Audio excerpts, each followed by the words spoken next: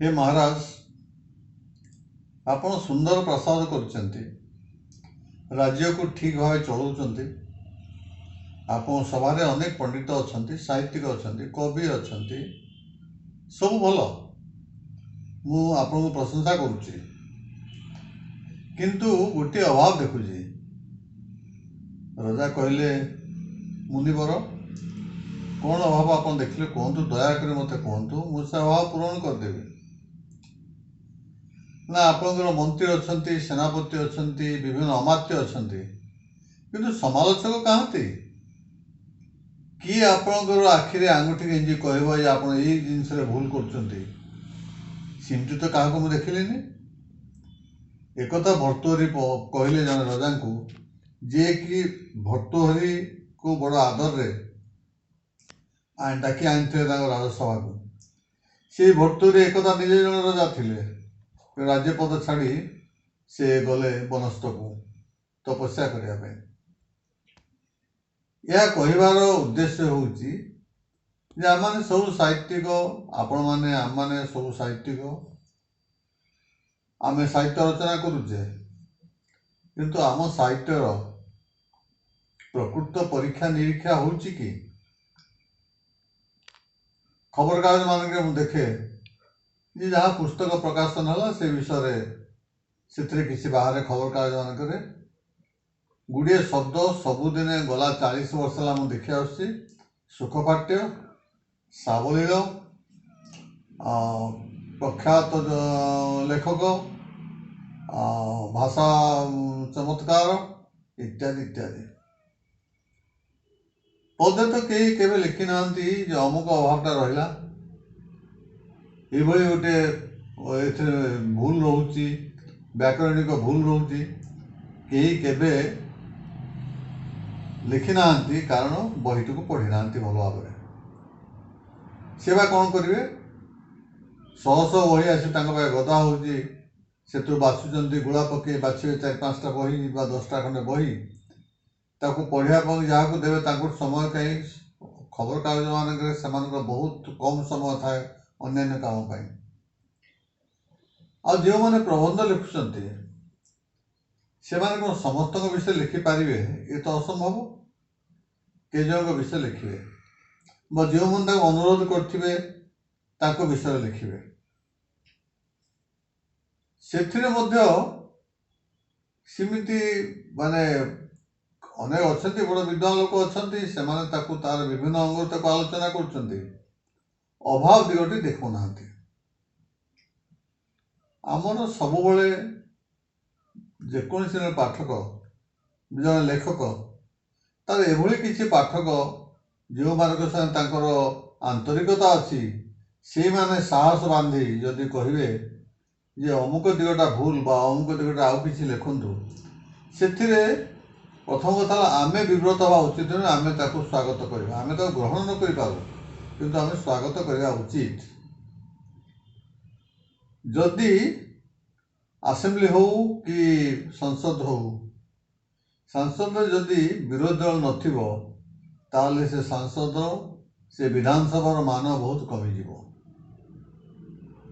सबु बड़े जड़े कही विरोध स्वर में कहवा कथा कहले आम मैंने निज को अधिक मार्जित करवा। आम मैंने कविता लिखुचे, नाटक लिखुचे, गल्प लिखुचे, उपन्यास लिखुचे, बहुत कम प्रबंध लिखुचे। तार बर्तमान आवश्यकता आसी आप जी लुहा को ततेबे से हम तीक्ष्ण हम। आप भात रांधा गले चावल को आपको सीझे पड़ो, तरकारी टिके लंका पकड़ा पड़ो, लुण पड़ा निहाती दरकार, ताहले स्वाद आसो। यही स्वाद को आम गणवा, आम जाना जिते आम से तरकारी खाइबा। साहित्य से भली आम गणवा, आम देखा, आम स्वागत करवा समालोचना को। समालोचना हो बहु संख्यार हो, बहु स्थान हो। हिंदी रे गोटे मैगजीन अच्छी, से पाक्षिक केवल समालोचना हुए, ସେମାନେ ବିଭିନ୍ନ ଦୋକାନରୁ ବହି ଆଣି ତାକୁ ପଢ଼ି ତାପରେ ସମାଲୋଚନା କରନ୍ତି। ମୋର ମଧ୍ୟ ଏଭଳି ଗୋଟେ ବହି ସମାଲୋଚନା ଇଏରେ ପଡ଼ିଥିଲା ଏବଂ ସେମାନେ ଉଚ୍ଚ ପ୍ରଶଂସା କଲେ ଏବଂ ଲେଖିଲେ, ଏକଥା ବି ଲେଖିଲେ ଯେ ଓଡ଼ିଆ ସାହିତ୍ୟରେ ଏଭଳି ଭଲ ଭଲ ଗଳ୍ପ ଉପନ୍ୟାସ ଲେଖା ହେଉଛି ଆମେ ଜାଣିନଥିଲୁ। ତା ମାନେ କ'ଣ? ତା ମାନେ ହେଉଛି ଆମମାନେ ଯାହା କରୁଛେ, ଆମର ଯାହା ହେଉଛି, ଆମେ ଯେଉଁ ସ୍ତରକୁ ପହଞ୍ଚିଛେ ସେଇଟା ଅନ୍ୟମାନଙ୍କର ଦୃଷ୍ଟିକୁ ଆସୁନାହିଁ। ଓଡ଼ିଶାର ବାହାରେ ଯଦି ଆମର ବହି ଗୁଡ଼ିକର ଆଦର ବଢ଼େ ତାହେଲେ ଆମେ ପୁଣି ଗୋଟିଏ ଦିନରେ ଦିନ ଏକ ଆସିବ ଯେ ଆମେ ଭାରତ ବାହାରେ ମଧ୍ୟ ଆମେ ଆଦୃତ ହେବା। ସେ ସମୟ ଆସିବ ନିଶ୍ଚୟ, କାରଣ ଆମମାନଙ୍କ ମାନ ହେଉଛି ଉଚ୍ଚ ସ୍ତରର। ଆପଣ କେବେ ତାକୁ ଭାବିବେ ନାହିଁ ଯେ ଆମ ଓଡ଼ିଆ ଗପ, ଓଡ଼ିଆ ଉପନ୍ୟାସ ଏଗୁଡ଼ା ନିକୃଷ୍ଟ ନୁହେଁ। ଆମ ଭାରତବର୍ଷରେ ବର୍ତ୍ତମାନ ଯଦି ବହି ଆପଣ ପଢ଼ିବେ, ବେଙ୍ଗଲୀ ବହି ବହୁତ ଅଛି ଭଲ, ହିନ୍ଦୀ ବହି ଅଛି ବହୁତ ଭଲ, ଆପଣ ମଲୟାଲମ ଭାଷାର ସେଥିରେ ମଧ୍ୟ ବହି, କର୍ଣ୍ଣାଟକ, ତାମିଲ, ଏସବୁ ସବୁ ଭାଷାରେ ଭଲ ଭଲ ବହି ସବୁ ଅଛି। ଓଡ଼ିଆ ମଧ୍ୟ ସେଇଭଳିଆ, ସେ ତାଙ୍କ ସମକକ୍ଷ, କିନ୍ତୁ ତାଙ୍କର ପାଠକଙ୍କ ସଂଖ୍ୟା ବେଶୀ, ସମୀକ୍ଷକମାନେ ମଧ୍ୟ ବଡ଼ ନିରପେକ୍ଷ। ଚାଲନ୍ତୁ ସେ ସମୟକୁ ଅପେକ୍ଷା କରିବା, ଚାଲନ୍ତୁ ଆମେ ଆଗେଇବା। ଘୋଡ଼ାକୁ ମଝିରେ ମଝିରେ ଟିକେ ଛାଟ ନ ମାରିଲେ ଘୋଡ଼ା ଦୌଡ଼ିବ ନାହିଁ। ଆମକୁ ଛାଟ ଦରକାର, ଛାଟ ମଝିରେ ମଝିରେ କେହି ମାରନ୍ତୁ, ଆମେ ଆହୁରି ଜୋରରେ ଦୌଡ଼ିବା। ବହୁତ ଆନନ୍ଦର କଥା ଯେ ଆପଣମାନେ ପୁଣି ମୋତେ ମୋ ଠାରୁ କିଛି ଶୁଣିବା ପାଇଁ ଚାହିଁଛନ୍ତି।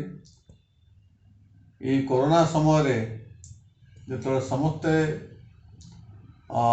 ଭୟଭୀତ ହୋଇ ଅଛନ୍ତି, ସେତେବେଳେ